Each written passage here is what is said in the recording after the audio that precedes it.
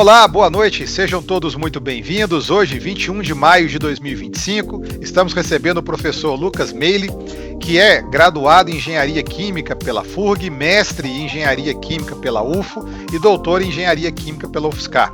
As áreas de interesse do Lucas são focadas em processos de separação, tratamento de águas e efluentes e síntese de material. E o Lucas é professor no Centro de Tecnologia da UFAL. Lucas, muito obrigado por aceitar o nosso convite, estar aqui conosco fazendo essa palestra. Novamente, tá? Estamos muito felizes em tê-lo aqui. Amigo, o palco digital é todo seu. Bom, André, obrigado pelo convite.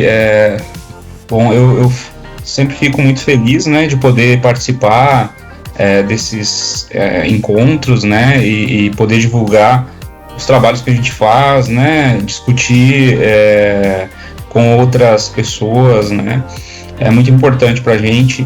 E o que eu trouxe para apresentar, eu já venho trabalhando com esse tipo de material, que são os hidróxidos duplo lamelares, desde 2015, né? E a gente, desde o início do trabalho, vem evoluindo bastante, né? E tem desenvolvido novas rotas de produção, né? E criado novos materiais aí dentro, claro, das nossas condições no nosso laboratório, né? Que é o laboratório de processos, e que eu coordeno aqui na Universidade Federal de Alagoas, tá? Então, assim, eu estou muito feliz de poder divulgar novamente os nossos materiais e mostrar o que a gente tem produzido aqui na UFAL. Eu vou iniciar, né? Como o nosso trabalho ele tem como título Hidróxidos duplo lamelares, estrutura, síntese e aplicações avançadas em tecnologias ambientais, né? Então eu vou seguir basicamente essa ordem, né? Eu vou falar um pouco da estrutura desse material, né? Das formas de síntese de maneira geral, mas focando nas duas principais que a gente produz e nas características do material que é essencial, né? As características são essenciais para a gente conhecer o que a gente está trabalhando, né? E a aplicação dele, tanto o uso dele como material para adsorção, que é basicamente o que a gente trabalha, né? Bem como modificações ou utilização de resíduos para a produção de novos materiais, de novos HDLs, né, que a gente chama de HDL, os hidróxidos duplo lamelares, tá? Bom, esses materiais, eles têm essa cara aqui, né, eu vou falar mais detalhadamente já, né, mas eles são materiais que têm uma estrutura semelhante à estrutura de argilas, tá? Eles têm uma região, eles têm lamelas e região interlamelar, né? Então, nessas lamelas, a gente tem basicamente cátions metálicos de trivalentes, e na região interlamelar, ânions e água, né? Então, essa é a estrutura aí do HDL, né? Então, aqui, nessas lamelas, a gente tem octaedros, unidades octaédricas organizadas, né, com cátions metálicos divalente e trivalente, né, acompanhados aí por OH, né, nos vértices, e eles estão organizados e balanceados, essas cargas balanceadas por ânions interlamelares, tá? E juntamente com esses ânions, são essas bolinhas mais verdes aqui, a gente tem água, tá? Então essa é a fórmula geral dessa estrutura, né? Que a gente vê essa estrutura, né? Mas ela no seu dia a dia, onde a gente lida com ela, ela é um pó, né? Então, como a gente sabe isso, a gente sabe disso a partir das caracterizações que a gente já fez e faz, né? Então, essa é a cara dele, né? Tem de outras cores até, né? Porque depende muito da sua composição, né? Mas esse basicamente é o que a gente trabalha, tá? Eles são materiais interessantes, né? Porque as suas propriedades elas podem ser alteradas de acordo com a sua composição em termos de cátions divalente e cátions trivalente, né? E em termos do ânion interlamelar, né? Intercalado. Então, aqui, essa é uma tabela que quem trabalha nessa área vê muito, mostrando diferentes tipos de HDLs produzidos com combinações diferentes de cátions di e trivalente, né? Apesar de eu ter certeza que isso aqui já deve ter mudado, né? Eu não me lembro quando foi a última vez que eu fiz que a gente fez essa atualização, né? Mas com certeza isso aqui já deve ter sido alterado. E a gente tem uma complexidade grande, uma quantidade grande de ânions que podem ser intercalados, né, nessa estrutura. Então, essa possibilidade de uso de diferentes combinações desses cátions e ânions nos dá uma alta capacidade de trabalhar, de brincar com isso daí para produzir materiais com características interessantes, tá? Então, os HDLs, né, eles têm uma característica muito importante, que é uma alta capacidade de troca iônica, né? Então, esses íons interlamelares, os ânions interlamelares, né, eles podem ser trocados, né? Então, você consegue fazer uma alteração do ânion interlamelar, né, tanto para você alterar as características do material, bem como fazer, por exemplo, uma remoção de determinado poluente, que tu consiga fazer com que ele seja anexado a essa estrutura e depois separado, né? São materiais que têm uma alta estabilidade térmica, né? São materiais utilizados em composição de retardantes de chama, né? Então, você tem materiais que têm que essa característica dá a eles uma capacidade de uso, né, em diferentes processos industriais. São materiais que têm uma certa estabilidade química, né, em diferentes condições. Eles podem ser usados em meios ácidos, mas até um determinado pH, né, e em meios básicos, né. São materiais que têm uma boa porosidade. Eu sempre fico reticente em dizer que é uma alta porosidade, alta área superficial, porque isso vai depender muito, porque isso é relativo com quem você está comparando, né, mas esses materiais possuem, por exemplo, área superficial de 20 a 120 miligramas por gramo. Se tu for comparar com carvão, por exemplo, isso é ridículo, né? Carvão chega a ter 1.000, 2.000, depende do carvão, né?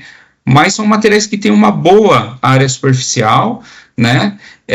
E as suas características permitem o seu uso, por exemplo, em processos de separação, né, de armazenamento de moléculas, né, para catálise. Então, as suas aplicações são inúmeras, né? São materiais usados desde como materiais antibactericidas, são materiais bactericidas, né? Eu tenho colegas aqui que trabalham intercalando determinados tipos de ânions ou inserindo na estrutura determinados tipos de cátions que em determinadas situações podem atuar como bactericidas, ou podem ser, você pode intercalar flúor, por exemplo, para ser utilizado em produtos de higiene bucal, né? Pode ser utilizado, né, como absorventes também, que é o que a gente vai dar enfoque aqui, né? Então tem uma ampla capacidade de uso, né? E o que torna um material muito interessante a ser estudado. Ainda tem muito a ser estudado. Já quando eu comecei a trabalhar, a gente tinha bastante coisa, mas ainda tinha uma área ainda não tão explorada, né? Hoje a literatura já é bem vasta a respeito desses materiais, né? Então tu vai encontrar muita coisa. Mas ainda a gente consegue produzir diferentes materiais com diferentes aplicações. Falando em termos de síntese, né? A gente tem dois métodos, esses são os métodos principais, métodos diretos ou métodos indiretos, né? Os métodos diretos, eles são métodos em que eu uso reagentes para produzir diretamente o HDL, né? E os métodos indiretos são aqueles onde eu já possuo um determinado HDL produzido e modifico ele para a produção de um outro tipo de material, um outro tipo de HDL. Então a gente tem aí como base esses dois tipos de síntese. Nos trabalhos que eu produzo aqui, que a gente produz aqui, que é o meu grupo produz, a gente trabalha com síntese por coprecipitação e síntese hidrotérmica, né? E esses tipos de síntese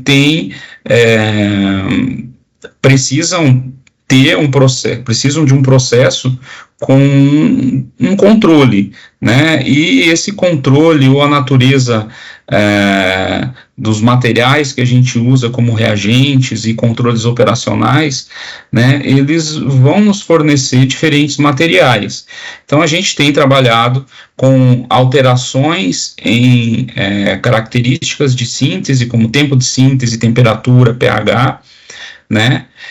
E também, obviamente, as alterações da natureza desses cátions, desses ânions, vai produzir materiais diferentes, mas para um mesmo material produzido com diferentes condições operacionais, você consegue obter características diferentes, tá? Então, isso daí a gente também tem trabalhado no laboratório, tá? Então, como o nosso enfoque também é falar um pouco das sínteses, né? Eu vou dar enfoque para as duas que eu trabalho, para não vou estender isso para todas as outras, né? Até porque a nossa expertise é nessas sínteses. Então, a gente faz uma síntese que é a síntese mais simples, que é por coprecipitação, que é uma síntese muito utilizada, muito eficiente, né, em que a gente consegue realizar a precipitação dos cátions metálicos utilizando uma solução aquosa, né, e condições de pH e temperatura, né, e produzimos materiais de boa qualidade, né, com características específicas que a gente vai falar um pouquinho daqui a pouco, tá? E é um processo de síntese muito simples, em que a gente adiciona os precursores, faz uma adição de hidróxido de sódio, né, e com isso a gente consegue fazer a precipitação da argila, né, uma forma de gel. A gente faz diversas lavagens e centrifugações, secagem e moagem aí para a obtenção do material.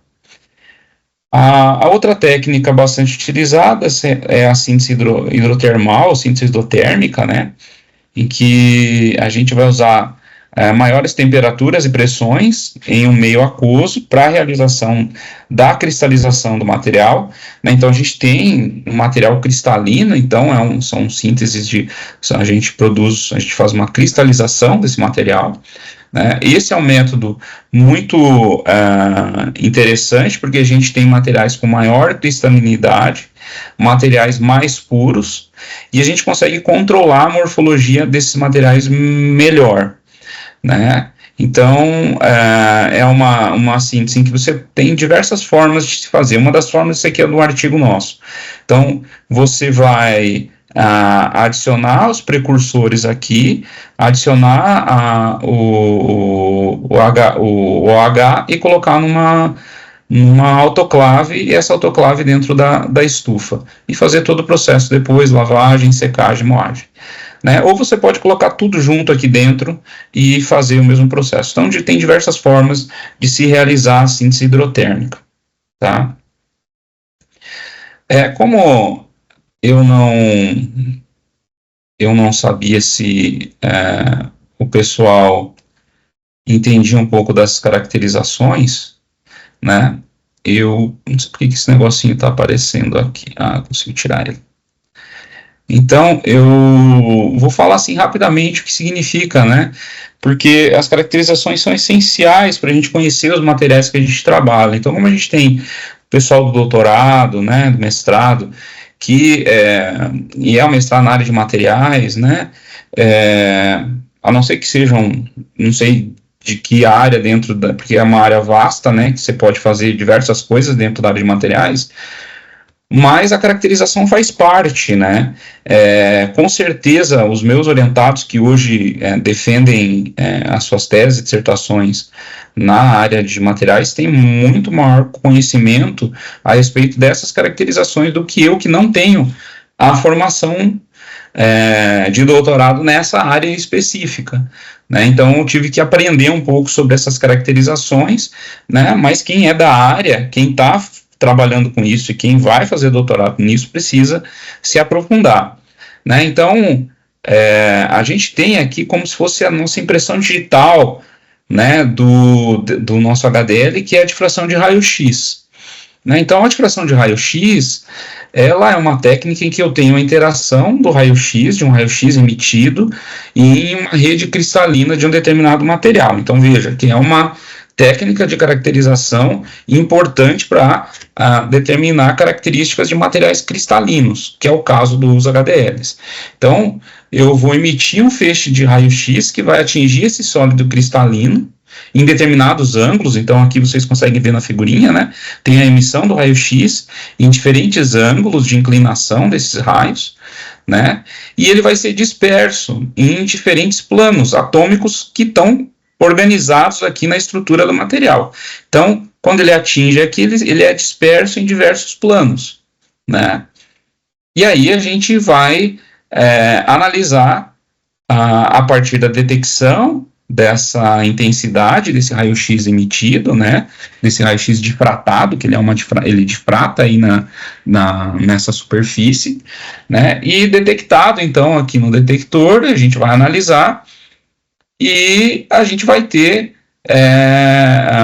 quando eu conseguir satisfazer as condições de Bragg, né, conseguir determinar a partir dessa equação, que é a equação base aí para determinar as características estruturais do material, como espaçamento entre as lamelas, a distância entre um átomo e outro da estrutura, né? Então tu consegue fazer isso a partir dessas análises aqui, tu pode ter uma ideia a partir disso, como é a estrutura do material, né? Então a gente consegue analisar esse padrão cristalino, tá?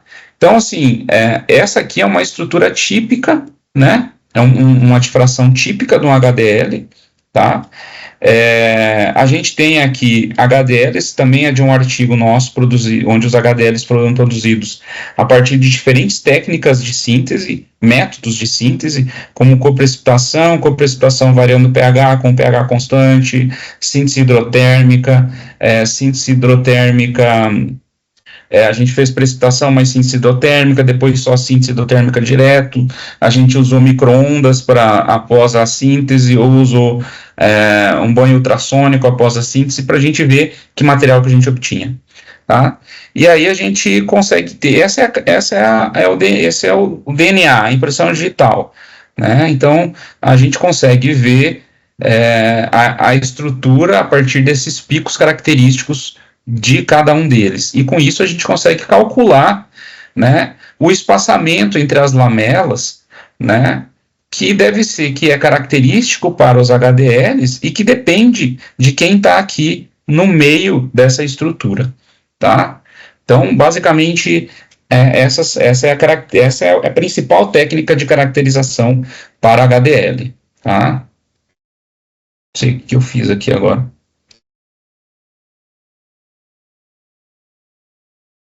Pronto. A difração transformada, a espectroscopia de infravermelho por transformada de Fourier, né, que é o FTIR, é uma outra técnica de caracterização, ela é muito importante, utilizada para identificação de grupos funcionais na superfície dos materiais.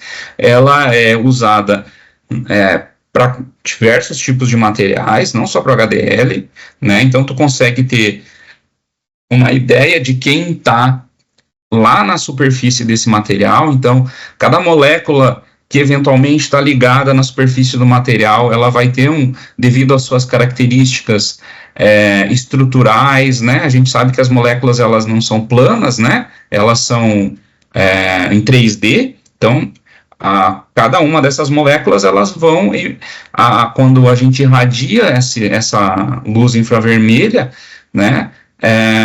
Essas diferentes composições, características estruturais, vão absorver determinadas energias em determinadas frequências específicas, dependendo do tipo de ligação que eu tenho e grupo funcional.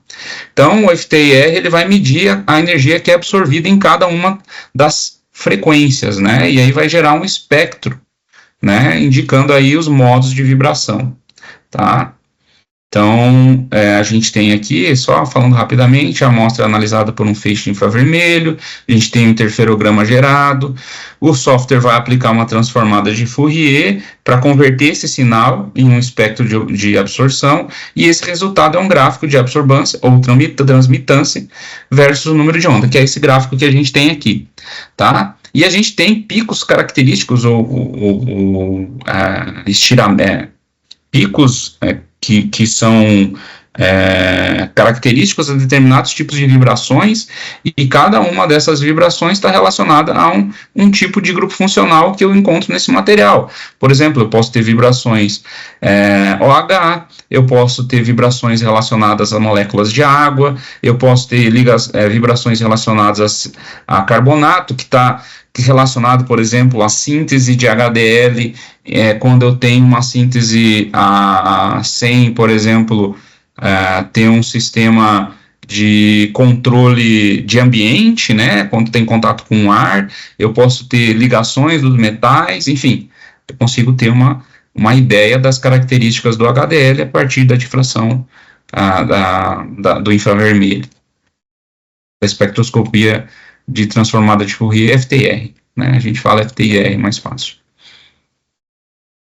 Outra caracterização muito importante é a microscopia eletrônica de varredura, né? Então, a microscopia é um microscópio com uma alta capacidade de resolução, né? E aí a gente consegue ver a estrutura, né, dependendo da aproximação, e consegue ter ideia, por exemplo, da presença ou não das camadas, né, das lamelas, se a gente consegue ver como que se há a presença de poros, né, se eu tenho placas, se eu tenho um material muito heterogêneo, né, se possui características, formatos hexagonais em determinadas partes, ou octaédricos, enfim, talvez octaédricos eu não consiga ter essa precisão, né, mas eu consigo ter uma ideia das características da superfície desses materiais, tá? Então aqui, esses que estão apresentados aqui são HDLs produzidos em diferentes condições de síntese, né, que a gente fez um estudo aqui, um planejamento de experimentos variando pH, tempo de envelhecimento e temperatura, e então a gente tem materiais com diferentes características estruturais e que tem diferentes TRX, diferentes FTIR, tá? Eu não sei se eu estou indo muito rápido, se alguém tiver alguma pergunta, alguma dúvida, pode falar aí. Lucas, até agora sem perguntas, tá? Tá bom. Ou não estou entendendo nada, ou estou entendendo tudo, né? Eu acho que é a segunda opção. Eu espero. Bom, então vamos continuar, tá? Então, essas são as caracterizações importantíssimas. Basicamente, DRX é a mais importante, né? Para esse tipo de material cristalino, DRX é muito importante, né? Mas a gente tem outras que são complementares, né? A gente nunca faz caracterização por fazer, isso é algo que a gente tem encontrado corriqueiramente, estudantes querendo fazer um monte de tipo de caracterização e muitas vezes não tem ideia do motivo porque tu está fazendo isso. Então, a gente sempre tem que tentar fazer algo que realmente nos traga alguma informação importante e que a gente consiga linkar essas informações tanto com as outras, uma caracterização com a outra, para conseguir ter uma ideia da estrutura, do tipo de material que tu tem, e também ligar essas caracterizações com o tipo de aplicação que tu vai dar para esse material, tá? Eu vou falar agora, como a gente falou um pouco da parte ambiental, a gente fez diversas sínteses desses materiais de diversas formas e a gente tem aqui, teve alguns trabalhos produzidos por alunos nossos, em que a gente usou resíduos como matéria-prima para a produção dos precursores para a formação do HDL, os precursores dos reagentes, né? Então, como a gente trabalha com cátions de trivalentes, né? Então a gente viu que aqui em Alagoas a gente está falando de comida, né? Antes, né? É produzido aqui na região aqui da Lagoa Mundaú, né? Retirado da lagoa é um processo de extração de mitela falcata, que é o sururu, né? Então, você vê aqui, você vai no Nordeste, aqui, principalmente aqui em Alagoas, vai ter caldinho de sururu. Então, esse sururu, a concha do sururu, ela é rica em cálcio. Então, o que a gente fez? A gente fez... só mostrando aqui essa figura, né? Tem uma figura aqui com uns corvos aqui, né? Uns urubus aqui. Então, assim, nessa região, a população que mora próximo à lagoa explora, né, o sururu. Então, eles produzem o sururu e descartam essas conchas. E essas conchas, muitas vezes, ficam ali expostas, tendo problema com vetores de doenças, por exemplo, um problema de visual, né? Então, assim, e ela é removida eventualmente, mas tem épocas do ano em que a produção é muito grande e isso fica durante muito tempo. Então, existem muitos estudos aqui a respeito da aplicação desse tipo de material para controle de pH de solo, dentre outras coisas, né? Por exemplo, recheio de colunas de leite fluidizado para processos biológicos de tratamento de esgoto, enfim. Então o pessoal usa esse tipo de material. O que a gente fez foi pegar essa concha, que é rica em cálcio, moer, calcinar. Durante a calcinação a gente produziu óxido de cálcio, né? E aí o óxido de cálcio, ele é um precursor de um cátion divalente para a gente, né? Então, o que a gente fez foi comparar a síntese de HDL com óxido de cálcio obtido a partir de resíduo e um óxido de cálcio comercial. E aí a gente comparou as características dos HDLs. Então, aqui estão algumas informações a partir do que a gente obteve desses materiais. Então, o PA é o que foi feito a partir de material de reagente comercial, e o RE a partir de resíduo. Primeiro, a cristalinidade. Então, a gente conseguiu materiais bem cristalinos, com cristalinidade próxima. Eu não coloquei... Isso aqui é obtido a partir de DRX, né? Então, a cristalinidade a gente obtém a partir de DRX. E os difratogramas desses materiais são muito similares, os parâmetros de rede muito similares, tá? Eu não trouxe todos os resultados porque eu tenho outras coisas para apresentar, mas está lá estão nesses artigos aqui publicados já, tá? E a gente tem aqui a análise textural. Estamos falando aqui análise textural, né? A análise textural está relacionada com a determinação de área superficial específica, volume total de poros, distribuição de tamanho de poros do material. O HDL é um material que não tem uma alta área superficial. A gente viu que são área superficial baixa, né? E a gente obteve materiais com baixa área superficial, né? Em torno de 20, que é em torno mais ou menos do que a gente viu lá no começo, que eu coloquei lá como base aí, né? De 20 a 170, 120, não é alto. né? E a gente verificou que a gente tem área superficial maior para o material obtido a partir de resíduo, né? Isso não quer dizer que é um material melhor, quer dizer que ele tem uma área superficial maior, tem tamanho de poros maior, menor, né? Depende do tipo de aplicação que tu quer, né? Provavelmente, talvez esse material não seja tão cristalino quanto o material produzido a partir de um material de reagentes comerciais, né? Então, a análise textural ela tem esse objetivo, ela é feita a partir da absorção de nitrogênio, né, a baixa temperatura, né, uma técnica de adsorção-desorção, né, e aí tu vai utilizar determinados métodos, BET, BJH, né, para determinar a área superficial, volume de poros, tamanho de poros e distribuição de poros, o que é muito característico também, é muito comum. Aqui está o EDX, que é uma outra técnica de caracterização que a gente determina os elementos químicos obtidos que a gente tem na amostra sólida, né? Ele, em geral, o EDX está acoplado ao MEV, né? E a gente consegue verificar, obviamente, a gente tem uma alta quantidade de cálcio, né? Que a gente espera, a gente queria que tivesse muito cálcio, né? É o principal componente, né, dele. Então aqui, ó, esse aqui RMF é o resíduo de mitela falcata com uma alta quantidade de cálcio, né? E aqui estão os outros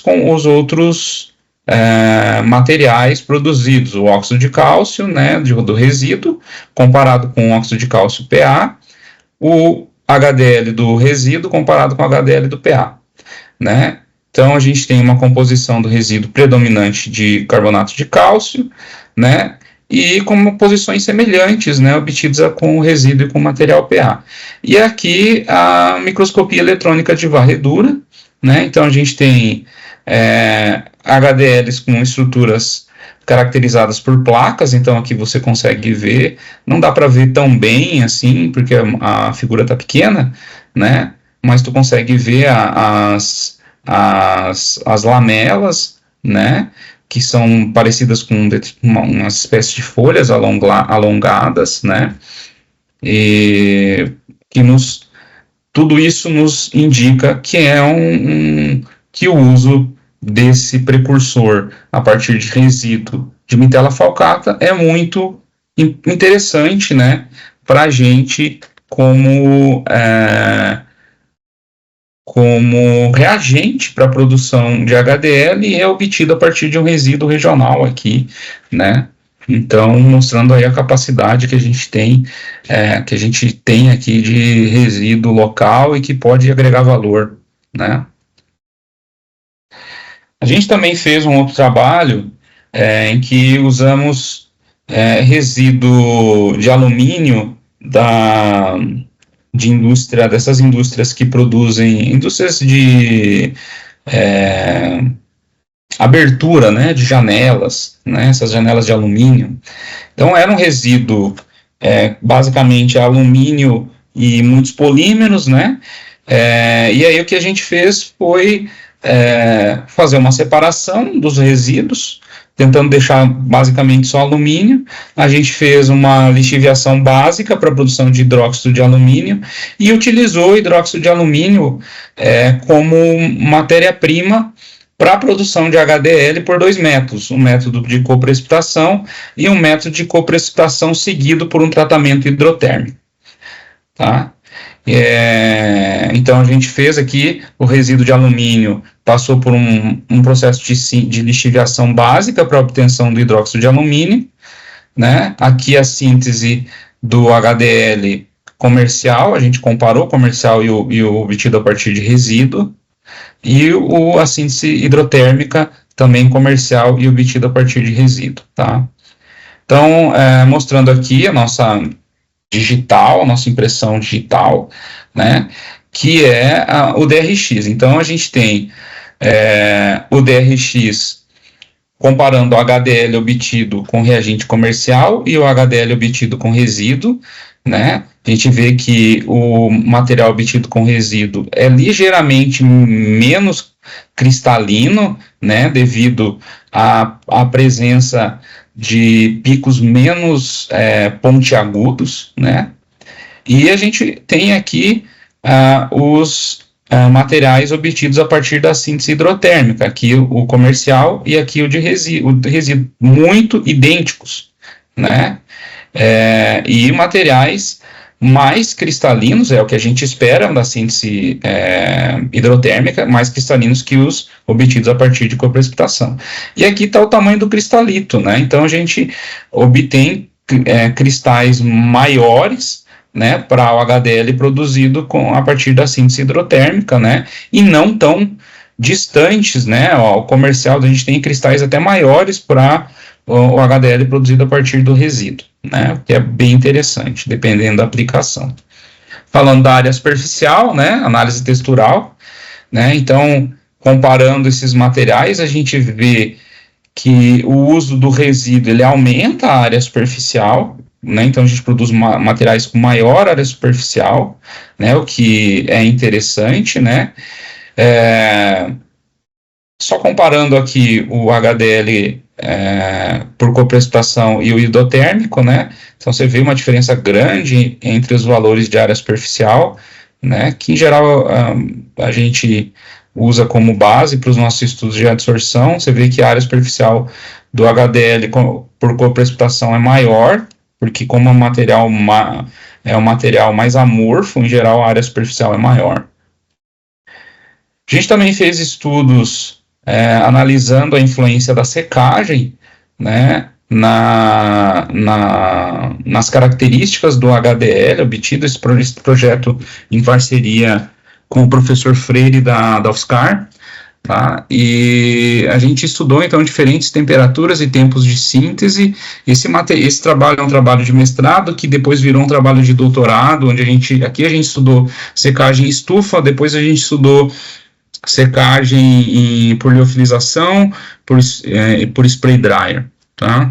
Então, que tem esses trabalhos, a gente também tem um deles que está publicado e os outros dois estão submetidos já, tá? Então, a gente analisou diferentes temperaturas de secagem e verificou diferentes características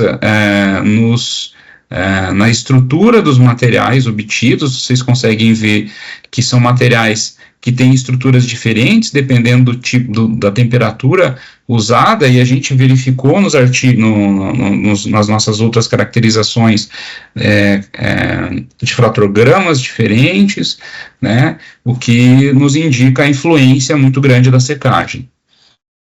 Outro estudo que a gente já finalizou também é a avaliação de parâmetros relacionados à agitação e mistura em reatores batelada para produção de HDL, tá?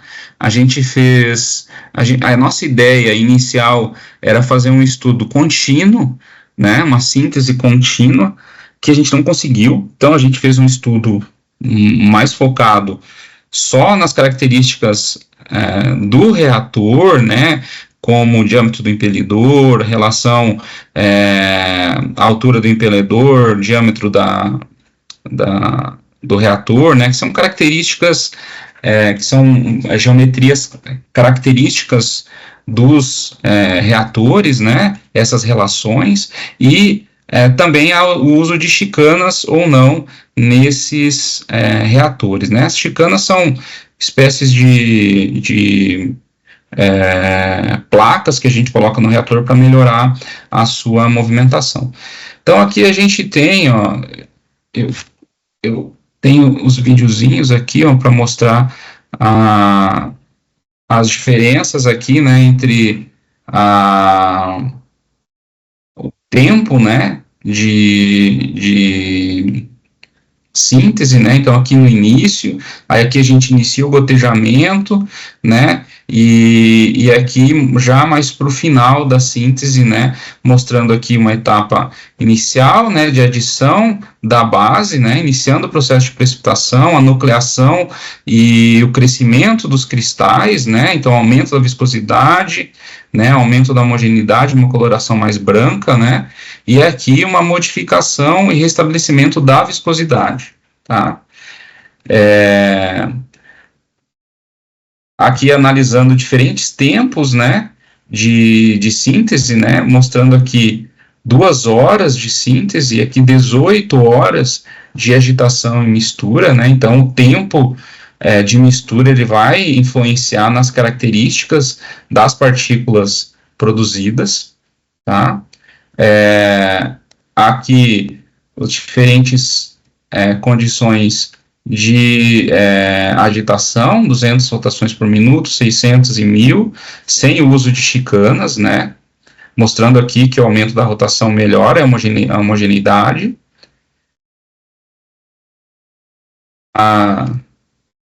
Aqui também, né, mostrando diferentes velocidades de agitação, né? A gente tem aqui a 200 RPM menor, né, mistura, aqui maior mistura, né, a formação aqui de aglomerados, porções de aglomerados muito visíveis, aqui não, né. Tô passando rápido porque senão eu não vou mostrar tudo que eu tenho para mostrar, né. Então aqui o uso das chicanas, né, que são essa plaquinha aqui de alumínio, ela tem como função aumentar essa zona de transferência de massa aqui, né, de energia, aumentar esse contato, né? Então aqui em diferentes velocidades de rotação, mostrando aqui que ela aumenta essa turbulência, né?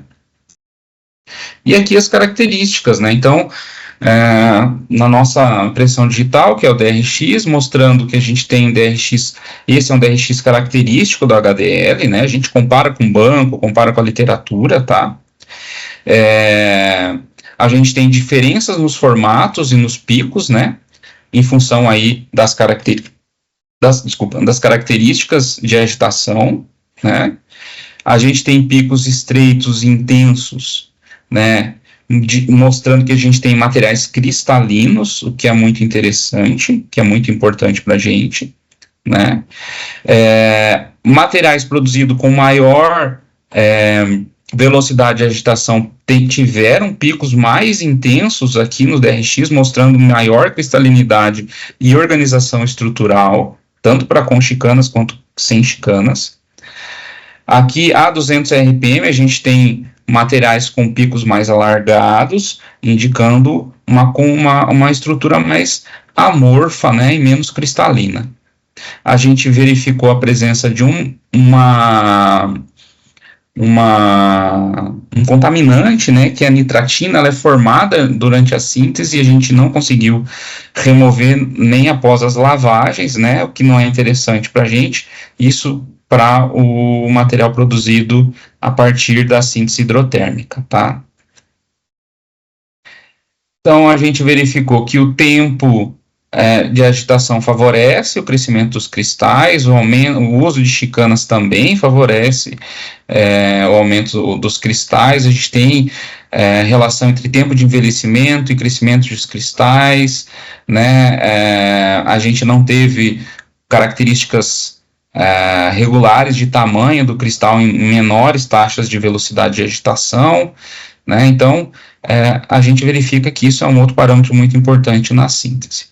Agora, falando da aplicação, né, a gente usa esses materiais aqui no laboratório, além da absorção, vou falar agora, a gente usa esses materiais para catálise, para a produção de biodiesel, tá? Então, a gente trabalha com o professor João Inácio Soletti e com a professora Simone Meneghetti, né, que principalmente a professora Simone é da área de oleoquímica, né, então a gente produz esses HDLs e aplica como catalisadores, tá?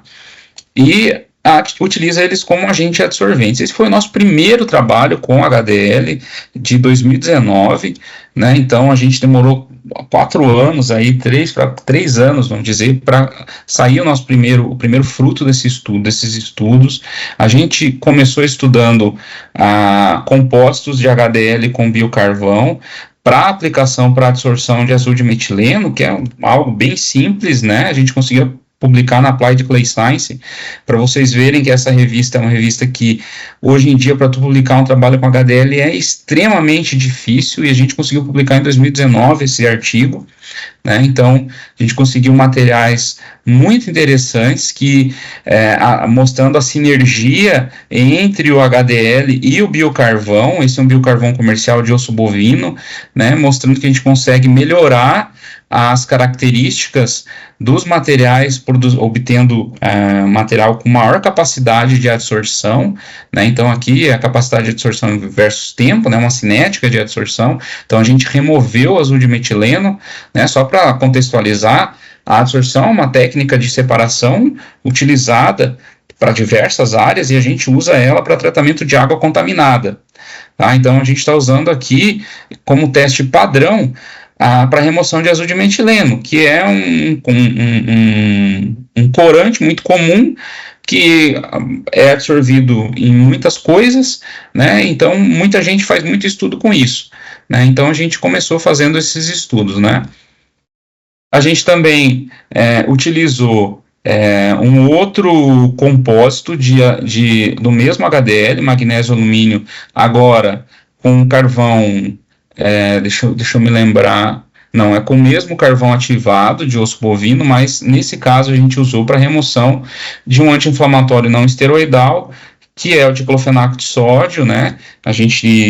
Hoje a literatura é muito vasta com relação às informações da presença desse tipo de poluente na água, tanto na nossa água de consumo, e que as nossas estações de tratamento de água ainda não têm um protocolo muito bem estabelecido para a remoção desses componentes, que são encontrados na forma de traços na água, mas que a longo prazo a gente não sabe qual é a sua implicação no ser humano. Então a gente conseguiu também bons resultados utilizando esse tipo de material para remoção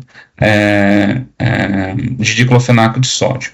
Aqui um outro trabalho que a gente também estudou a remoção de diclofenaco de sódio. Agora a gente produziu um compósito com um biocarvão, esse biocarvão produzido a partir de uma planta aqui da região Nordeste, que se chama Ouricuri, uma espécie de coco, né, em que a gente usou o endocarpo do coco para produzir o biocarvão, e a gente conseguiu resultados interessantes.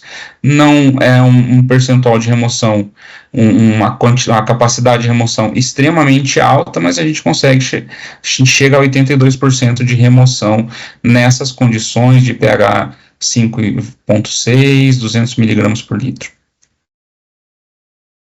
Hoje a gente está trabalhando com a síntese desses HDLs com pontos quânticos de carbono, né? O ponto quântico de carbono é uma espécie de material que tem uma alta área superficial. Esse material ele pode ser produzido a partir de diferentes outros tipos de fontes, né? Ele tem propriedades muito interessantes, propriedades catalíticas, estabilidade. É um material que é muito interessante e que a gente consegue, e ele tem uma propriedade, né, de emitir luz, né? Então aqui vocês conseguem ver aqui, esse azulzinho aqui é o ponto quântico de carbono, e a gente produziu diferentes materiais compostos de ponto quântico de carbono com HDL para remoção de aqui azul de metileno, né? E obtivemos bons resultados, né? Obtivemos uma influência importante dos pontos quânticos de carbono. Hoje a gente continua trabalhando nessa sinergia entre Carbon Quantum Dots e HDL para remoção de outros tipos de contaminantes. A gente está produzindo pontos quânticos de carbono utilizando o resíduo da produção de goiaba, de suco de goiaba aqui no Nordeste, tá? Então a gente tem, como considerações finais, a gente tem lacunas muito grandes a serem exploradas dentro dessa área do uso de HDLs, né? A gente precisa aprofundar estudos, principalmente com relação à regeneração do HDL o uso de determinados tipos de solventes ou determinados tipos de regeneração por temperatura podem não ser interessantes para esse material, e apesar de ele ser um material que resiste a um determinado nível de temperatura, né, se você for calcinar, por exemplo, ele é um material que ele perde a sua estrutura, né, ele delamina, né, e aí ele fica um material muito instável. Se você colocar ele, por exemplo, aqui está chovendo demais, você colocar aqui, ele é altamente higroscópico, ele tem ele tem um efeito de memória, a tendência de voltar à sua estrutura inicial, tá? Há um interesse de maiores estudos da aplicação como catalisador, como carreador de medicamentos, sensores, então tem muita coisa aí a ser estudada a partir desse material. Então, esses são alguns do pessoal do meu laboratório, né? Esse é o nosso laboratório, um laboratório pequeno, né? A gente está tentando expandir e é isso, a gente faz aí nesse espacinho. Aqui é o meu contato, tá? Hoje a gente está trabalhando com, basicamente, desenvolvimento de materiais aplicados para a parte de energia, produção de biodiesel, né? Trabalhamos também com derramamento de óleo, estudo de remediação de áreas contaminadas por óleo. A gente trabalha com adsorção e a gente está com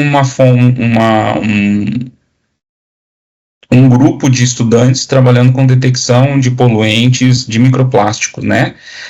Tá aí na fronteira do conhecimento, aí tá muita gente trabalhando com isso, é algo muito novo, que a gente não sabe ainda qual é a extensão da influência dos microplásticos nos seres humanos, né? Então, a gente tem um trabalho com o pessoal da biologia, que estuda aí a presença de microplásticos em placenta, e hoje a gente está estudando, analisando a presença de microplásticos em produtos farmacêuticos e em produtos de higiene oral, bucal. Agradeço aí os nossos apoios e parceiros. A gente tem parceiros de diversos lugares aqui, principalmente da UFAL, né, os apoios da CAPES, CNPq, da FAPEAL, da Fundação, da Fundeps aqui, principalmente da UFAL. E é isso, muito obrigado aí pela atenção de todos. Esse é meu e-mail, quem quiser entrar em contato comigo, é só me escrever. Lucas, muito obrigado pela apresentação, parabéns. Tá? Eu que agradeço. Fantástico aí o tema, muito interessante. Temos várias perguntas aqui, Lucas. Vou começar então a encaminhar as primeiras. A nossa aluna de mestrado, a Dayana, lhe parabeniza pela palestra, lhe deseja uma boa noite. E ela gostaria de saber se existem limitações estruturais dos DHLs que ainda desafiam a sua aplicação em larga escala. Sim, ele é um material nanométrico, né? E então, assim, ele é um material 2D, né? Uma das suas dimensões é nanométrica. E eu vou falar da limitação de uso, por exemplo, na área de adsorção. Então, ele é um material que dificilmente você vai conseguir utilizá-lo sozinho. Você vai precisar produzir ele ou suportar ele em algum suporte, ou produzir ele junto com uma para produzir beads de HDL, né, o que tem muito. Você vai ter que fazer tipo uma caixa de abelha de impressora 3D com HDL para conseguir fazer a adsorção. Então ainda é um material que tem uma limitação estrutural para esse tipo de aplicação, né? Ele tem uma limitação também com relação ao pH das soluções em que ele é usado, porque ele, em pHs muito baixos, ele desestrutura, ele delamina, né? Tanto que ele é usado como para como é que fala? Delivery, entrega de medicamentos, né? Liberação de medicamentos. Então, o que muitos tem colegas aqui que fazem? Você engloba ele ou como um ano intercalado, né? E usa ele para liberar de forma controlada esse medicamento que tá aí intercalado, né? E aí você vai produzir ele para que isso aconteça no pH, por exemplo, simula um pH do estômago, né? Para que isso aconteça. Então, tem essas limitações, por exemplo, de pH para usar na nossa área, né? Perfeito. Lucas, o Pablo Oliveira, também aluno de mestrado, né, ele deseja boa noite, parabeniza também pela palestra, e ele fala a seguinte coisa: ó, após a obtenção então do carbonato de cálcio, a partir das conchas de mariscos, e o Pablo, ele também é do Nordeste, tá? Ele quer saber quais as aplicações desse material, né, e onde é que ele pode ser utilizado, principalmente em contextos ambientais e industriais. Tá, vamos lá, que a pergunta é comprida. Vamos lá. Tá. Ele está falando então assim, ó, você obteve o carbonato de cálcio, tá? A partir das conchas de mariscos. Quais as possíveis aplicações, então, do carbonato de cálcio e eventualmente do óxido de cálcio, se você reduzi-lo, né? Em ambientes industriais e ambientais. Qual é a limitação? Não é a limitação que ele perguntou. Não, aplicações. Onde você vê possíveis aplicações para esse material? Sim. Do HDL ou do óxido de cálcio? Do óxido de cálcio. Do óxido de cálcio. Bom, você tem diversos tipos de aplicação, né? Já uma delas é como reagentes, né? É claro que você não vai ter um material extremamente puro, né? Você teria que purificar ele, né? Mas é uma possibilidade. O pessoal usa como para correção de pH de solo, né? Então é bastante usado. Aqui o pessoal da agronomia tem estudado o uso desses da concha de sururu e de seus derivados para isso, né? E tu pode usar, por exemplo, eu tenho um colega que usa esse resíduo para controle de pH em leito fluidizado para tratamento biológico, né? Como eu não entendo nada desse negócio de tratamento biológico, eu sei que ele tem aqueles reatores fluidizados em que você usa lá você precisa controlar se é anaeróbio, se é aeróbio e tal, controlar o pH para não matar os bichinhos, então ele usa isso daí para esse tipo de aplicação. Então é um material que tem interesse. A gente teve um projeto agora com a Braskem, né, que a Braskem demonstrou interesse em usar esse material, né, tanto como um componente junto com... eu não posso falar muito por causa dos segredos da indústria aqui, mas como componente para determinados tipos de materiais, né, para aplicação deles, né? Então a gente tinha um projeto com eles que já finalizou, que a gente utilizava esse material para compor um pool de materiais para as aplicações que a Braskem tem interesse. Então há um interesse industrial nesse material. Eu só não sei se a região ainda tem sururu suficiente, porque após os problemas que ocorreram aqui na região, né, a produção de sururu baixou muito, mas é algo que dá para ser estudado. Perfeito. A Isadora Mendes, também aluna de mestrado, ela gostaria de saber o seguinte: os HDLs podem ser utilizados para remoção de contaminantes como fármacos e pesticida em sistemas aquáticos? Sim, podem, né? Tanto que eu apresentei aqui, a gente fez, né? Talvez a pergunta dela tenha vindo antes de eu mostrar isso, né? Mas a gente faz isso, né? Pode ser... é muito usado, né?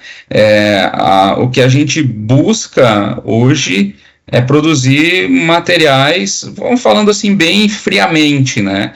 O que a gente procura é produzir material diferente. A gente não quer produzir mais do mesmo, e a gente está tentando produzir materiais com capacidades altas de remoção desses poluentes. Fármacos eu acho ainda que essa é uma área que a área de adsorção é uma área bem dominada, né, em termos técnicos, né, mas ainda precisa ser explorada, e nosso interesse é o desenvolvimento de novos materiais, e o HDL é um material interessante para isso, né. Perfeito.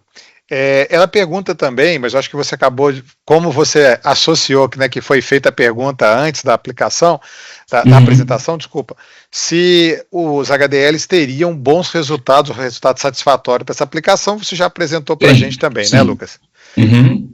Lucas, seu xará, só vou fazer uma ressalva, André, só para, né, ele tem bons resultados em batelada, tá? Então, assim, o passo seguinte é eu estudar ele em reatores, em leitos, né, fixos. E aí é o que é a grande dificuldade. Como ele é um material muito, muito pequeno, né, são partículas muito pequenas, você tem um problema de perda de carga muito alto para usar eles. Você vai arrastar esse material. Se tu não arrastar, você vai precisar de uma bomba gigantesca para conseguir fazer escoar, e isso vai ter uma perda de carga altíssima. Então tu teria que produzir outros materiais a partir dele, compósitos. Então essa é uma grande dificuldade. Perfeito. O seu xará, Lucas Almeida, né, ele também te deseja uma boa noite, parabeniza e gostaria de saber o seguinte... Lucas. Quais são ou têm sido as aplicações mais promissoras dos HDLs nas remediações de solos contaminados? Bom, eu não trabalho com solos, né? Então, assim, eu não posso responder a respeito de solos, tá? Mas eu sei que são usados para remediação você pode usar, por exemplo, para controle de pH, para liberação controlada de determinados nutrientes, você pode enriquecer ele, como a gente já fez, com nitrato, com potássio, e colocar no solo para melhorar a produtividade, né? Ou melhorar as características, a qualidade das plantas, ou a qualidade do solo. Outra pergunta também do Lucas, bem interessante a pergunta, ele gostaria de saber se é possível o uso de resíduos industriais como fonte, né, de matéria-prima para a síntese de HDLs. Sim, a gente tem um projeto utilizando resíduo de aciaria, né, de indústria de minério, né, rico em alumínio e outras coisas, né, então outros metais. Então você pode usar esse tipo de resíduo, né? A gente ainda não começou a fazer isso. Eu tenho um colega que trabalha nessa área de minério, com resíduos de minério, mas ele trabalha mais para produção, por exemplo, de rodovias, para melhoria da questão eu não sei explicar direito, mas é para produzir a rodovia, para fazer uma ferrovia, para melhorar as características lá, tá? E ele trabalha com isso, que a nossa ideia é pegar esse resíduo também e utilizá-lo como fonte de alumínio ou fonte de outro metal, né? Mas a gente tem uma dificuldade nesse caso, como ele é um material muito complexo, né? Tu teria que separar primeiro quem tu quer usar, né? Então teria que obter na verdade, o aciaria ele não é alumínio, é ferro, né? É rico em ferro, não é alumínio. Então, a gente teria que obter o ferro separado aí, então é uma dificuldade, mas pode ser usado sim. Perfeito, Lucas. Fabiano, gostaria de fazer alguma pergunta aí também? Fica à vontade, viu? Sim, estou aqui na fila, aqui ansioso até. Fica à vontade. Lucas, parabéns aí pela apresentação, muito interessante.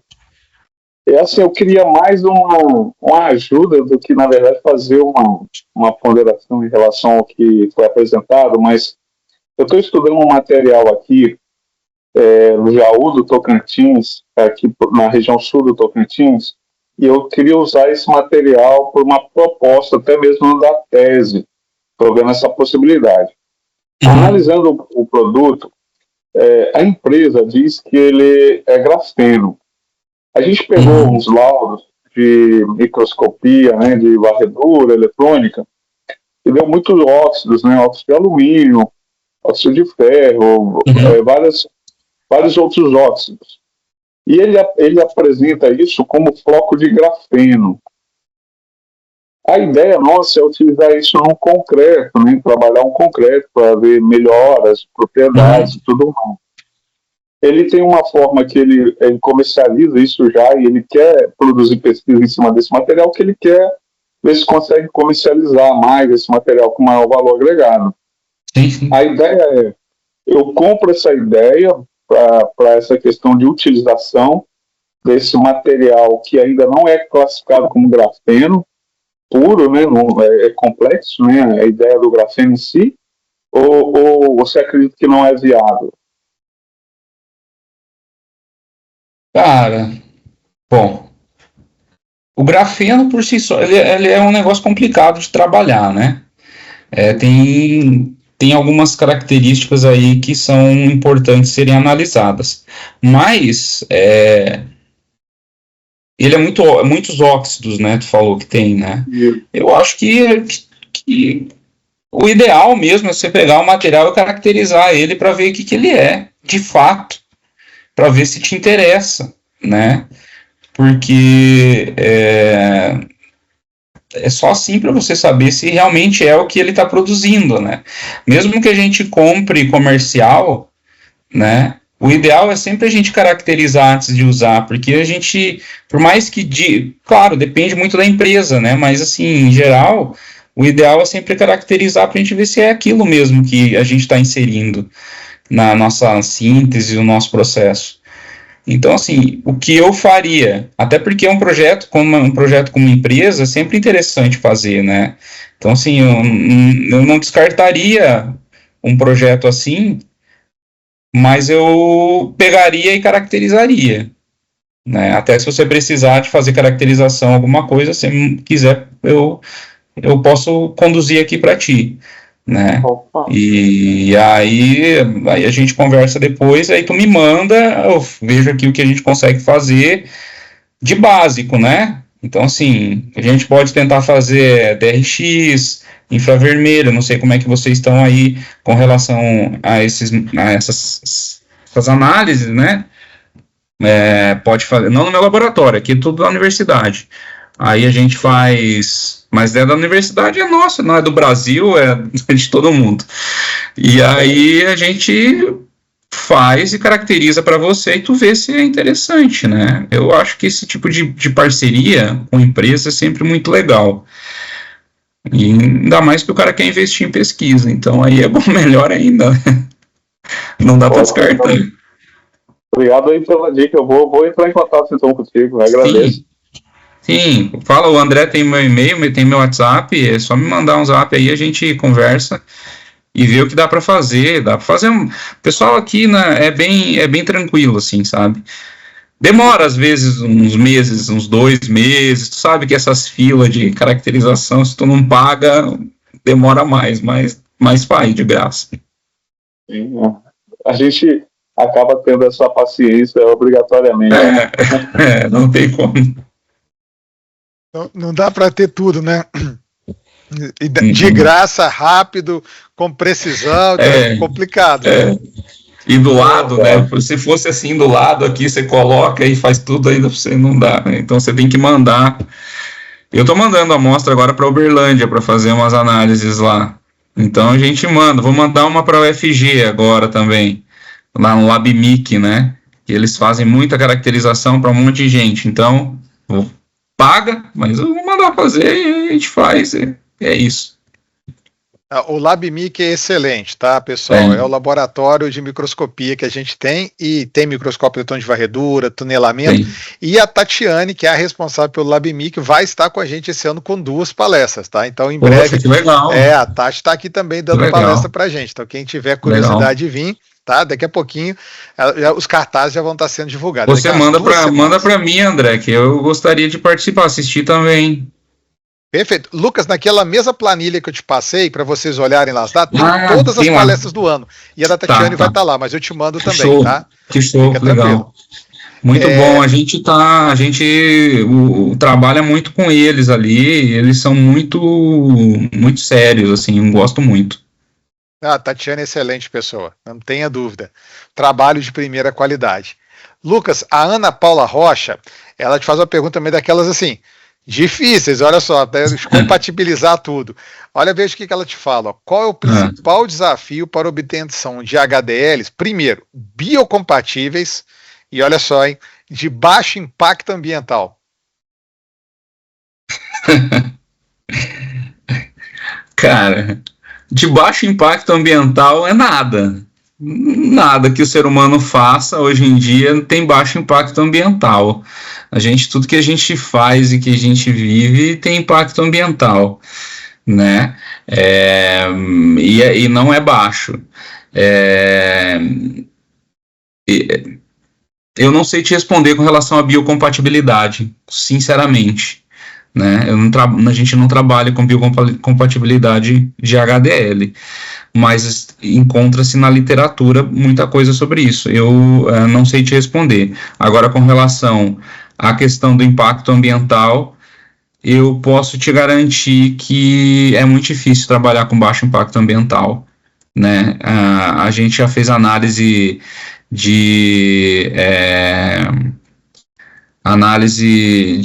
ciclo de vida, né, de produção de HDL, e o impacto, se você não tem impacto ambiental dos reagentes que tu está usando, você tem da estufa que tu precisa usar, você tem da água que tu usa, então assim, é muito difícil.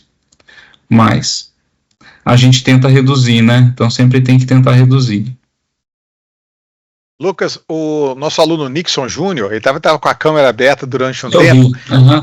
Pois é, ele te faz a seguinte pergunta sobre cianeto, tá? Ele cita aqui o cianeto usado na indústria do alumínio, mas ele também é muito utilizado na indústria do ouro, tá? Sim, e ele gostaria de saber se você vislumbra alguma aplicação ou potencial do HDL para absorção de cianetos.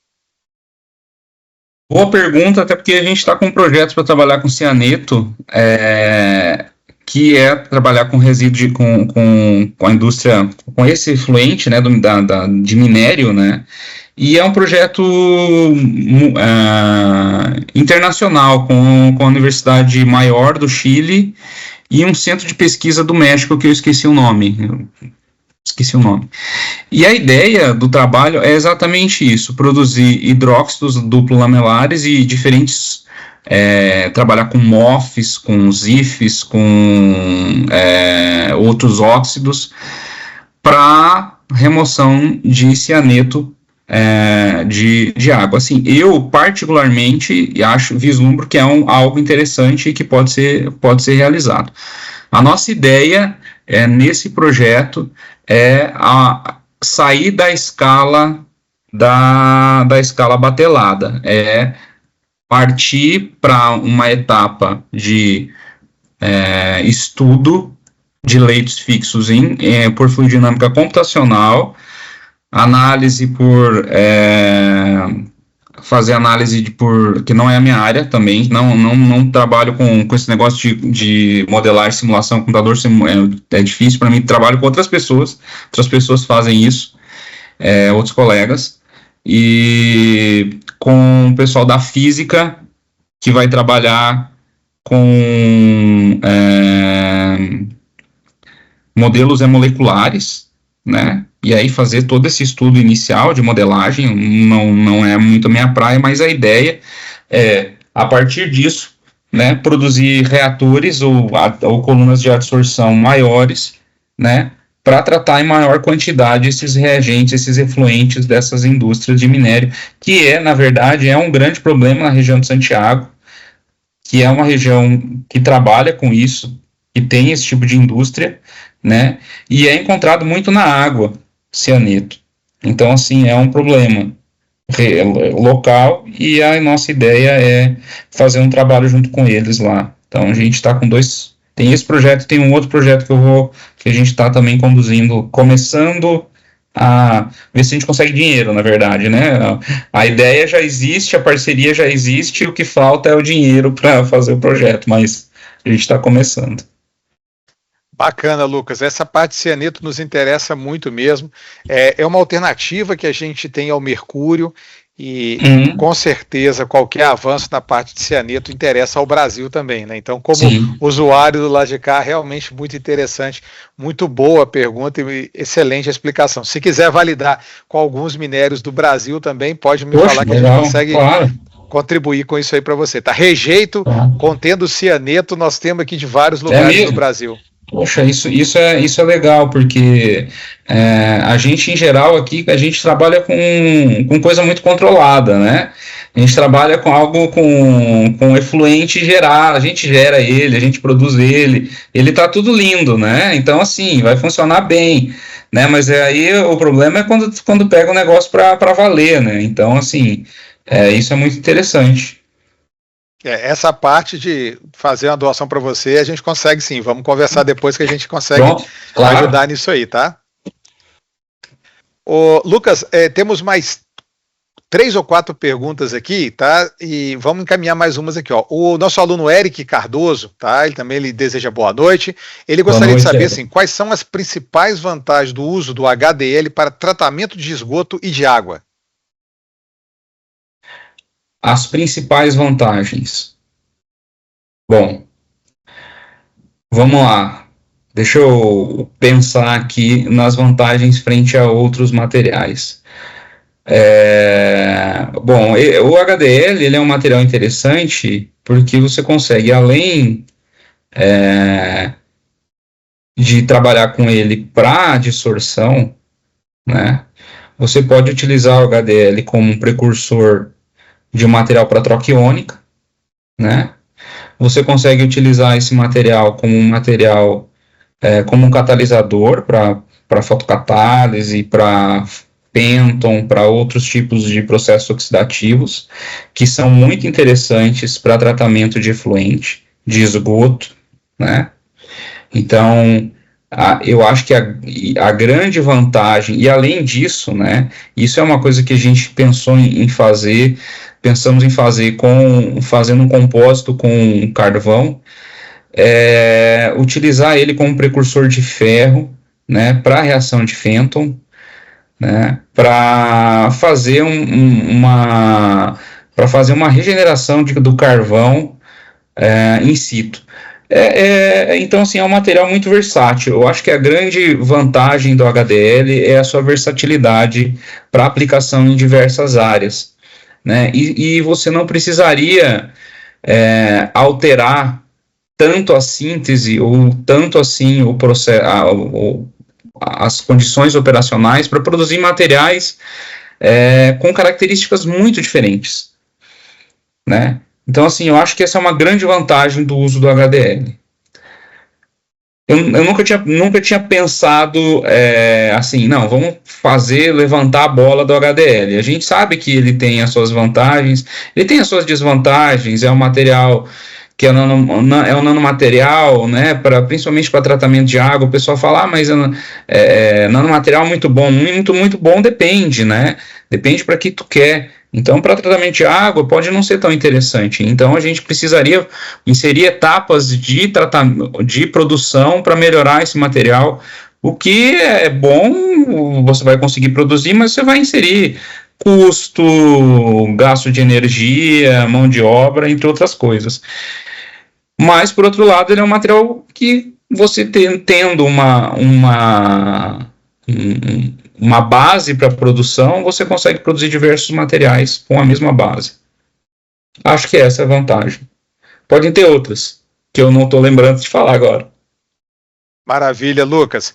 Lucas Aluane Oliveira, também aluna de mestrado, tá? Ele deseja boa noite, lhe parabeniza. E gostaria de saber como você enxerga o papel dos HDL em um cenário futuro de economia circular, aí aplicada de novo ao saneamento e à mineração. Saneamento você acabou já explicando, né? Acabou de abordar aqui o tratamento de água e esgoto. Eu acho que vai na linha também agora da questão então, de economia circular para mineração, né? E os raw materials. Eu acho que é um material promissor, né? Essa questão da sustentabilidade, né? De você conseguir produzir um material eficiente, usando resíduo e produzir com baixa geração de efluentes, de resíduos, né? Eu acho que é um material que tu conseguiria fazer e conseguiria trabalhar de forma promissora nessa área.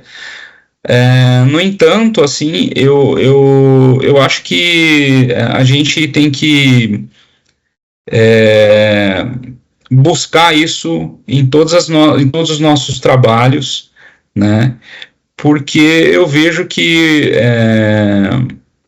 a gente tem pouca responsabilidade com relação às coisas que a gente faz, de forma geral. Né? E esse negócio da economia circular, da sustentabilidade, isso está muito relacionado com a responsabilidade do ser humano com relação às suas atividades. E o ser humano, em geral, em suas atividades, não é responsável. A gente não compreende que todas as nossas ações são ações que causam problemas ambientais. Então a gente tem que, nesse sentido, sempre buscar reduzir isso da forma que a gente pode, né? Hoje em dia, nossa, tá na moda, vamos comprar um carro elétrico, vai resolver o problema, né? A gente não tem mais problemas de combustão, usando combustível fóssil e tal, mas a gente tem bateria produzida a partir de lítio, que depois do uso vai ser feito o que com ela? Né? Então, a longo prazo, a gente tem que... Eu vou te dar um exemplo muito que hoje é um grande problema, o microplástico. Que há anos atrás a gente só dizia assim, não, mas eu jogar um plástico, o máximo que vai acontecer é tapar um bueiro, e aí vai encher de água, ou vai ficar feio. É isso. Hoje em dia, tu vê que não é isso, né? Então, assim, a gente tem um grupo aqui que está trabalhando com microplástico. Eu não estou respondendo diretamente a pergunta, estou acabando indo para um outro lado, mas tem a ver com isso. Eu tenho um colega aqui na biologia que ele tem o segundo ou terceiro, acho que é o segundo trabalho produzido, o primeiro trabalho, com certeza, produzido no mundo, em que ele consegue identificar qual é a evolução da presença de microplástico na placenta da mulher. Na placenta da mulher, né? É óbvio, mas é na placenta. Né? Então, existia um trabalho em 2021 que deu uma brecha para isso e ele conseguiu identificar. E o negócio cresce exponencialmente. E hoje em dia é encontrado até no ar. Então, assim, isso aí a gente está sofrendo que a gente mesmo fez, a gente causou.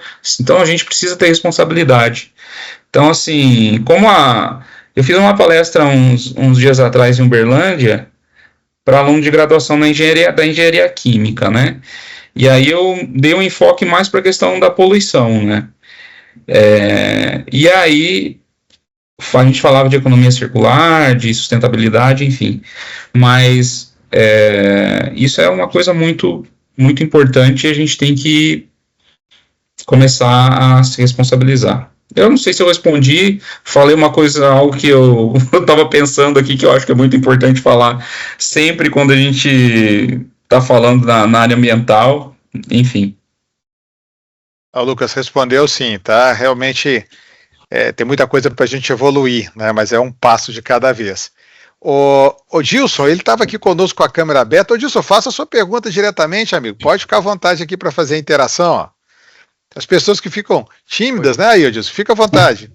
Sim, boa noite a todos. Opa, boa noite. Boa noite, professor Lucas.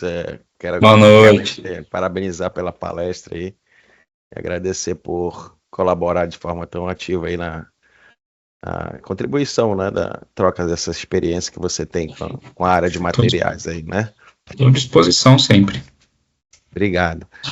A minha pergunta eu sou engenheiro de formação, engenheiro civil, e eu queria saber mais ou menos se existe algum tipo de aplicação desse material do HDL aí na construção civil, e como é que você enxerga as propriedades mais promissoras desse material em alguma aplicação, né? Você falou aí de controle de pH, né? Eu já pensei em rejeito de esgoto, alguma pulação aí de esgoto, sistema de esgoto, né? E quais seriam os outros tipos de aplicações que a gente poderia talvez aproveitar esse tipo de material, né? E sobre a síntese, né, desse material de forma com resíduos, né? Se tem alguma alteração de propriedade que possa prejudicar aí no produto final, né? Numa possível aplicação dele. Bom, vou começar de trás para frente, né? Aí a questão das propriedades, né, a partir de resíduo. Então, assim, sempre que a gente trabalha com resíduo, né, o grande problema é a contaminação, né? Então, assim, das experiências que a gente tem, elas não foram problemáticas com relação a isso, com relação à contaminação. Mas dependendo do tipo de resíduo que tu usar, com certeza isso vai ser um problema, ou tu vai produzir algo que tu não quer, né? Por isso que a caracterização é extremamente importante para a gente, né? Então, esses tipos de caracterização, né, físico-químicas. Então, assim, por exemplo, usando um resíduo de minério, por exemplo, né, com certeza a gente ia ter mais problema, porque a gente não teria só um tipo de metal, a gente teria outros tipos aí misturados, e aí com certeza iam produzir outras coisas, né, e ia ser problemático. E talvez a gente teria um material com característica diferente do que a gente quer, né? Então aí é um problema. Com relação à engenharia civil e a área de construção civil, eu já tive muitos orientados da engenharia civil aqui, né, de materiais. Eu tenho inclusive agora está fazendo mestrado em engenharia química e engenharia civil, né, só que é trabalhar com modelagem, computacional, essas coisas, e eu estou tendo que pedir socorro aí para quem mexe com computador, que não é muito a minha praia, né? Eu estou tentando, mas é difícil para quem gosta de bancada, quem gosta de experimento, começar a fazer modelagem e simulação. É difícil ir para isso. Já tentei estudar Python e não sei o que, não deu certo. Eu não sei te responder com relação ao uso dele para material de construção civil, né? Acredito que ele possa ser usado pela característica dele, ser próximo a um óxido, a um hidróxido, né? Então, possa ser utilizado para alguma área dessa. Para a área de tratamento de esgoto, sim, pode ser usado, como você comentou aí, né? E no momento eu não sei te responder, mas não sei se eu não te respondi, obviamente, mas se você quiser eu posso procurar e depois te mando. Tá certo. Mais informação. Tá bom, obrigado. Lucas, para a gente terminar, nós temos mais pessoas aqui também da engenharia civil, das engenharias em gerais, né? E o pessoal está querendo saber sobre a resistência mecânica dos DHL, resistência assim, desgaste e a eficiência mesmo durante a operação contínua. Você pode falar um pouquinho para a gente como é que são as propriedades mecânicas desses materiais? Bom, então essa é uma das desvantagens do uso do HDL, são as propriedades mecânicas, né? Ele é um material que não é tão resistente assim, né? Por isso que a gente busca usar ele na forma de compósito com outros materiais, para o seu uso em um leito. Então, a própria movimentação do fluido, né, pode ocasionar, devido aí ao atrito do fluido com o material, o seu desgaste e a sua delaminação. Então, essa é uma desvantagem. Então, realmente é um problema. Por isso, a gente sempre busca utilizar esse material para aplicações em coluna ele na forma, né, suportado em outra estrutura. O bom da área de materiais, né, que todos estão aqui, né, não sei se todos, né, mas tinha alunos de graduação também, né, você comentou, André, mas a pós-graduação em materiais, a gente também aqui, eu também sou do programa de materiais aqui, né, até por isso a gente, na verdade, aquela vez que a gente se encontrou em Brasília, você estava pela materiais e eu estava pela engenharia química, mas eu estava com a colega com a Adriana, que era de materiais também, então estava rolando tudo ao mesmo tempo, né. O bom de materiais é isso. Então eu tenho aluno da farmácia, eu tenho aluno da engenharia civil, eu já tive dentista no laboratório, né? Então químico tem bastante, né? Então hoje eu tenho 2 químicos industriais que são da área de materiais. Então essa conexão, né? Acho muito legal essa interdisciplinaridade do programa. Mas é isso. Então, acho que eu já tinha respondido, né? Beleza, Lucas, obrigado. Lucas, nós agradecemos novamente a sua participação, tá? Agradecemos aí por estar conosco. Já gostaria de lhe convidar para vir a Catalão. Você falou que está vindo aqui a UFO da palestra. Para aqui também um pouquinho em Catalão. Cruza a divisa aqui, ó. Vem um pouquinho para Catalão. Vai ser sempre um prazer lhe receber. Mas fica à vontade para vir aqui. O que a gente puder contribuir, estamos sempre aí à procura de outras universidades, de outros pesquisadores. Vai ser sempre um prazer tê-lo aqui conosco. Lucas, valeu mesmo, amigo. Muito obrigado, viu? Eu que agradeço. Uma boa noite aí para todos. Obrigado pelo convite mais uma vez. Nós que agradecemos. E pessoal, antes de encerrar, lembro a todos que quarta-feira da semana que vem nós teremos uma palestra aqui com o professor Dr. Marcelo Rubens Andretta, e ele vai falar para a gente do processamento de materiais cerâmicos e desenvolvimento de dispositivos por meio de lasers de alta potência, tá? O professor é professor da UFSCar. E semana que vem, diferente aí da nossa rotina, nós vamos ter não apenas uma palestra, mas 2, tá? Então o professor Marcelo vem na quarta-feira e na quinta-feira nós vamos ter também às 19 horas uma palestra do professor Leonardo Barbosa Godefroy. Professor Leonardo é de Ouro Preto, da Federal de Ouro Preto, e ele vai falar para a gente de análise de falhas em equipamentos utilizados em empresas de mineração, tá bom? Então fiquem ligados aí para as nossas próximas palestras. Semana que vem, rodada dupla, tá bom? Muito obrigado, pessoal. Uma boa noite e até a próxima. Tchau, tchau. Tchau. Boa noite. Obrigado, boa noite. Boa noite. Boa noite a todos.